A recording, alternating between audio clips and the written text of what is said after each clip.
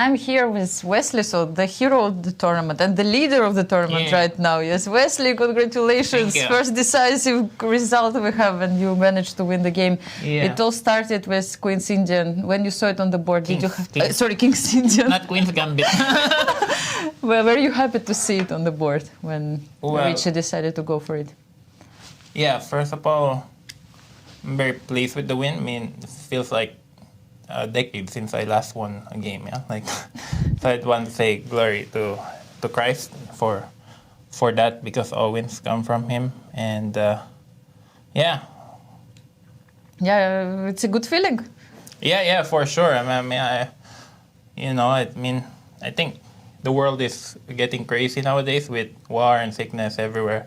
So I'm kind of actually not 100% focused on chess even in this tournament, because I'm like following all the news about Russia, Ukraine, also by Israel. But I'm glad I can still win a game. Like, and Richard is a great opponent.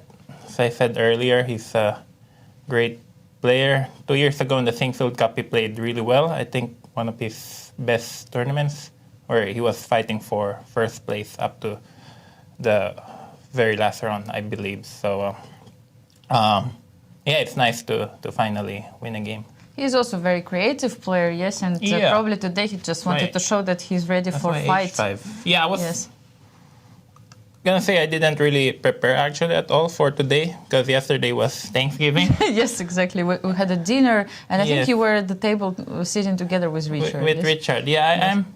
I'm in very good terms with Richard and his wife Giovanna. I see them a lot. Also in Europe, we played the tournament recently in Berlin, a Blitz tournament, and we're in really good terms. I think he's a great guy. He's got a great wife. So, but recently I think he's been playing also nonstop. Like he played in Isle of Man, and then he played in the European team. So I don't know how. He just traveled all this way, yes, here, 25 hours. Yeah, I don't know how players like him or others, or Fabi has played nonstop for 2 months. I don't know how they do it, but for me, I kind of need like a 2-week break after every major tournament just to regenerate. But but they're doing it. So I was very surprised by the King's Indian. Like I said, I didn't prepare at all, so I just thought I'd play 1c4, see what happens. I actually haven't played 1c4 in quite a bit in classical game, so he spent over 2 minutes here thinking. Like, of course, Black has many good replies. I thought he would go for like bishop b4 stuff or something like that. Like e5 is incredibly solid. But I thought for a while and went for the King's Indian. Like, I didn't expect the King's Indian because it takes a lot of courage to play it in a classical game.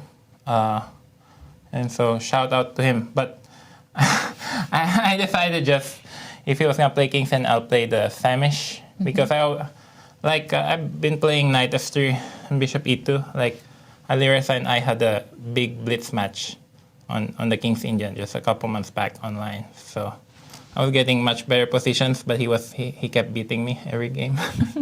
So I said, okay, like, let's change something. Yeah, so I thought I'd play f3, and also it's more solid because you have options to castle queenside. So in the worst case, I won't get checkmated on the king side, hopefully. But I haven't played the Samish in like 7 years, I believe, or something like that. And then, I thought c5 was the best, but I didn't know exactly what Richard was going to play. Like, I think c5 is very, very solid. After bishop e3, knight c6, or I think Maxim plays c5 here, but here, like d5, e6, and white is not better, but it's just very complex. I played bishop d7 quickly, and I figured he's probably prepared against the main lines with knight c1 or rook c1. So played rook b1. Actually, shout out to my boy Ander Tang because I was working with him actually 9 years ago, back in 2014, and rook b1 was his idea. I remember very clearly. But wow, something what you just analyzed 9 years ago to your mind. Yeah, well, actually, he showed it to me. I don't think he remembered it now. Like, I don't think he even remembers how to about that session. But I think rook b8, like usually rook c1 is the move. But I think he played rook b1 against me. But I think it's much more effective against rook b8 because like here, for example, the rook is passive on the b8. But when I played bishop d7, I thought I'll play rook b1 anyway just to surprise Richie. But I think h5, I think he still prepared this. It looks so ugly. Okay. I don't know if h5 is his preparation. He played it quickly, yes? Yeah, he probably spent like 6 minutes. Something like that. But it looks very ugly. But I couldn't. It's like it gives you all this time to play whatever you want on the queen side. Yes, my 4 connected pawns, or 5, yeah, or actually like 7, yeah. I mean, the b4, c4, d4, e4 is very impressive. So, I mean, I could never play like this with black because it doesn't fit my style. Yes, like you got all this space. Yasser was very happy about it. Yeah, I probably would, yeah, because he plays the English with white. So, I mean, it takes certain kinds of players to play the King's Indian. I don't know where Richie went wrong. Maybe it's just slightly worse the entire game. Okay, bishop takes. But my first intention was castle, but of course I missed bishop e8. And then I realized that was his plan all along. C4 pawn, yes. I got knight c6. So I spent a long time here. But I also noticed he was getting low on the clock. So I decided to play rook c1. I mean, I guess white is slightly better. What do you think was the critical moment? Let's say, I'm sure there were a few, but let's maybe move to one of those. Well, the first critical moment was the King's Indian. Of course. When I played rook b1 to surprise him. Yes, okay.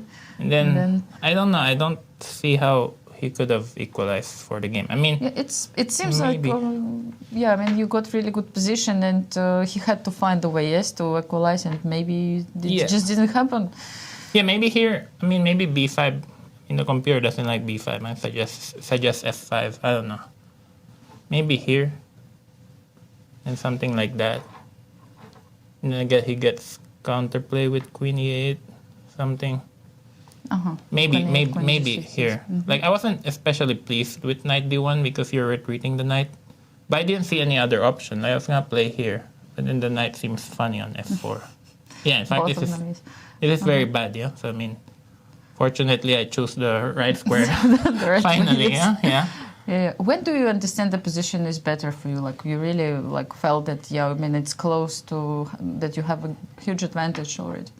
Well, here I thought I was slightly better, and I was really maybe queen c7, queen b8, as suggested by the engine. Maybe this was his best chance. And he's just to bring one more piece to the queen side, and he's just slightly worse. But at the same time, that he has to spend a further tempo, bringing the knight back to f6.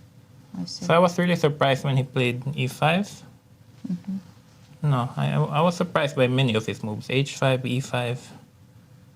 I guess here I have many attractive options, but I couldn't find a way to... Like, I was sure I had a big advantage here. Like, I could take... But then, I don't know if this works. c5, rook d8, castle, bishop f8, rook d1, bishop c6. I was calculating. You were all calculating all these lines, yes? Yeah, and the knight looks trapped. Knight f7, oh my gosh, what's happening here? Yeah, I guess knight f7 is the only winning move. Yeah, I was looking at this, but I didn't see knight f7. Let's move to this moment when yes, I mean, this is really interesting line and probably was also better, but you remember somewhere here when you... Yeah, he sacra exchange. Yes, he decided to go for this exchange sacrifice and he played this queen h4. Do you think that he wanted to go like queen h3 after and then he understood it doesn't give him much, maybe like queen h3 here, but he went back? I think he was just playing for tricks at this point, as his style. He's got a very active style. Like, objectively, he has to defend the passive position, yeah? Yes. Like something like this, yeah? Queen d7, rook d1. Like, objectively, maybe he had to defend something like this, but it's not, I don't think it's his style with the bad bishop. Exactly, and then let's say the game, we know what happened after, like you just kind of managed to use the huge advantage you had in the position. I thought I was going to go f5, and then I wasn't sure. I was gonna go something like this. Yeah. Wow. Okay. Oh, many bishop e8, tricks, yeah. yes, and checks. Yeah. Wesley, now. Actually, I like here. I was thinking to play knight a5, but I decided to be courageous once in my life. Yes. Yeah? So I decided to play rook c1. So what is it?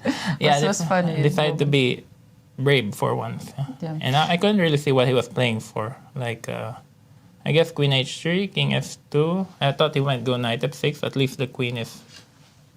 But I guess, like, I was even thinking. Yes, so Wesley, it was a nice game. I mean, finally you won it. You managed to win the game. And like, how do you feel as a leader of the tournament now?